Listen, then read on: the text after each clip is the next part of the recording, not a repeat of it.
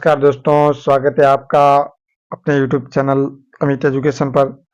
दोस्तों, आज भेड़ों की नस्लों के बारे में दूसरा वीडियो लेके आए हैं जिसमें संपूर्ण भेड़ें होंगी। दोस्तों, वीडियो अच्छा लगे तो लाइक करना, चैनल को सब्सक्राइब करना, अपने दोस्तों को शेयर करना। चलो दोस्तों, शुरुआत करते हैं। सबसे पहले है हमारी सोनारी भेड़ की नस्ल। तो सोनारी भैंस की उत्पत्ति उदयपुर क्षेत्र में हुई थी। इसका वितरण क्षेत्र करें राजस्थान में तो ये कोटा, बूंदी, डूंगरपुर, चित्तौड़गढ़ में पाई जाती हैं। कोटा, बूंदी, डूंगरपुर और चित्तौड़गढ़ में पाई जाती हैं। इस नस्ल को सनोथर भी कहते हैं। कौन सी भेड़ को सनोथर कहते हैं? तो सोनारी भेड़ को सनोथर या स्वर्णोथर भी कहा जाता है।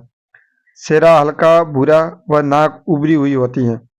इसका सेरा होता है वो हल्का भूरा होता है और नाक उभरी हुई होती है और ये सींग रहित नस्ल है। ये सोनारी भेड़ सींग रहित भेड़ है।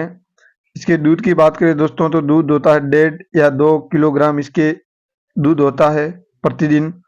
और ऊन की बात करें तो प्रतिवर्ष में ये कितनी ऊन उत्पादित करती है दोस्तों? तो 0.6 या 1.2 केजी है साल में ऊन उत्पादन करती है।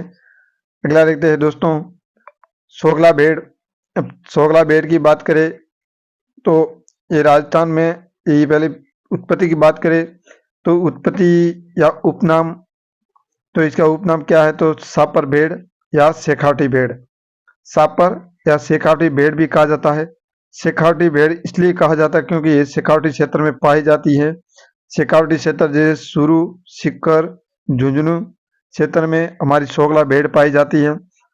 इसके अलावा राजस्थान के किन जिलों में सोगला भेड़ पाई जाती है? तो इसके बाद है बीकानेर, जोधपुर, नागौर में भी पाई जाती है। भारत एवं राजस्थान में सोगला भेड़ की सर्वश्रेष्ठ ऊन मानी जाती है। भारत, राजस्थान नहीं दोस्तों, भारत लेवल तक भी सोगला भेड़ की ऊन सर्वश्रेष्ठ मानी जाती है। इसलिए सोगला भेड़ को भारत की मेरिनो कहा जाता है। भारत की मेरिनो किसे कहा जाता है? सोगला भेड़ को कहा जाता है। क्यों कहा जाता है? क्योंकि ये इसके उत्तम किस्म की इसमें ऊन पाई जाती है। और इसके रंग की बात करें तो रंग कैसा होता है? भूरा चॉकलेटी इसका रंग होता है। इसके बाद दोस्तों अगला देखते हैं। अगली है नाली भेड़। नाली भेड़ नाम से ही हमें प्रतीत होता है। नाली क्षेत्र कौन सा है? तो गंगानगर और हनुमानगढ़ क्षेत्र नाली क्षेत्र कहलाता है।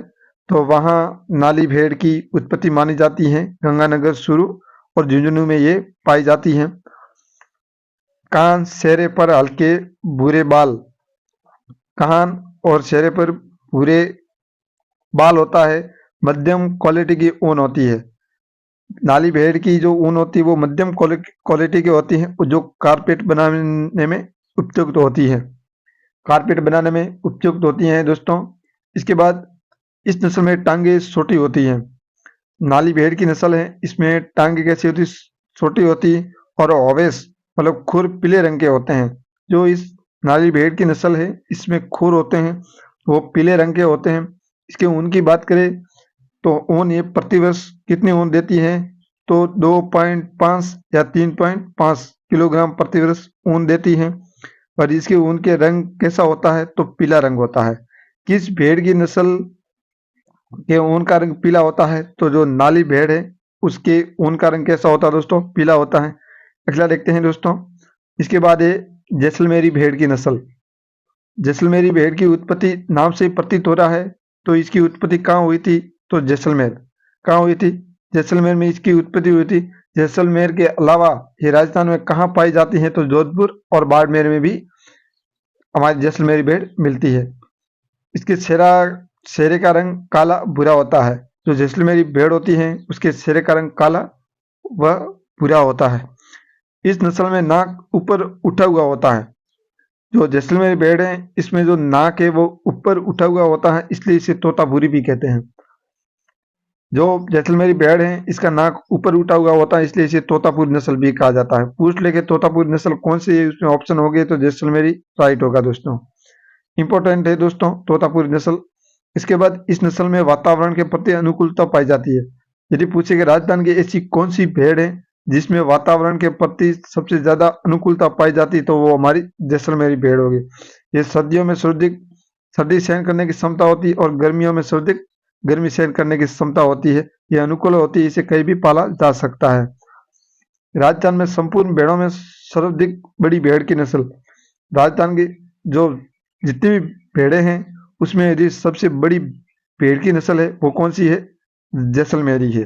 दोस्तों कृषि प्रयोक्ष में पूछा हुआ सवाल था कि निम्नलिखित में से कौन सी भेड़ की नस्ल सर्वाधिक बड़ी या सबसे भारी होती है? तो उसमें आपका ऑप्शन था जैसलमेरी, तो जैसलमेरी सही था। इसके बाद दोस्तों अगला देखते हैं, ये मैंने सारणी बनाई है, एक डायग्राम बनाया है जो जैसलमेरी भेड़ के बारे में पूरा विवरण बताएगा। तो इसमें सबसे पहले क्या है दोस्तों, यदि इसकी सबसे पहले उत्पत्ति से देखते हैं दोस्तों, उत्पत्ति जैसलमेर से हुई थी, रिवीजन हो जाएगा, एक बार आराम से देख लेना, स्क्रीनशॉट ले लेना दोस्तों, इंपॉर्टेंट है। इसके बाद यदि उत्पत्ति की बात करें तो जैसलमेर में हुई थी। इसके अलावा राजस्थान में कहाँ पाई जाती है? तो जोधपुर और बाड़मेर में पाई जाती है। यदि इसकी ऊन की बात करें तो ऊन कैसी होती है? मध्यम श्रेणी की होती है, जो गली से और कारपेट बनाने में उपयुक्त होती है। यदि इसकी ऊन की बात करें तो ऊन हमने देख ली कितनी होती है, 1.8 से 3.2 किलोग्राम प्रति वर्ष इससे ऊन प्राप्त होती है। जो शरीर होता है, शरीर मजबूत व वर्गाकार होता है।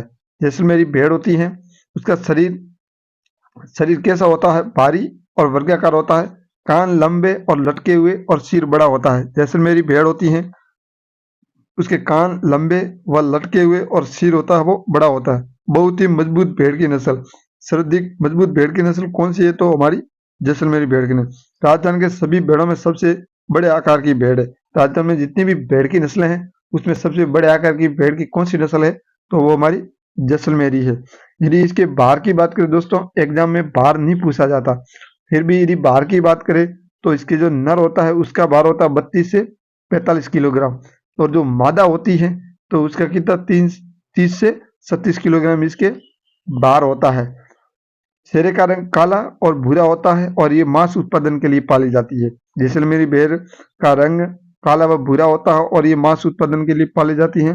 नाक ऊपर की तरफ उठा हुआ होता है, इसका नाक होता है वो ऊपर की ओर उठा हुआ होता है, इसलिए इसे तोतापुरी भी कहा जाता है। चलो दोस्तों देखते हैं अगली भेड़ की नस्ल। अगली है पुंगल। अब नाम से ही प्रतीत होता है तो पुंगल की कहाँ उत्पत्ति मानी जाएगी? तो पुंगल कहाँ का है? तो पुंगल एक बीकानेर का क्षेत्र या इलाका कह सकते हैं, वहां से इसकी उत्पत्ति हुई थी। आंखों की भौं के ऊपर येलो स्ट्रिक्स, जो आंखों जो भौं होती हैं उस पर येलो स्ट्रिक मतलब पीले रंग की रेखा होती है, पीले रंग की रेखाएं होती हैं, ये इसकी पहचान है। इस भेड़ की नस्ल से मोटा ऊन प्राप्त होता है। सबसे मोटा ऊन किस भेड़ की नस्ल से प्राप्त होता है? तो वो पुंगल भेड़ है।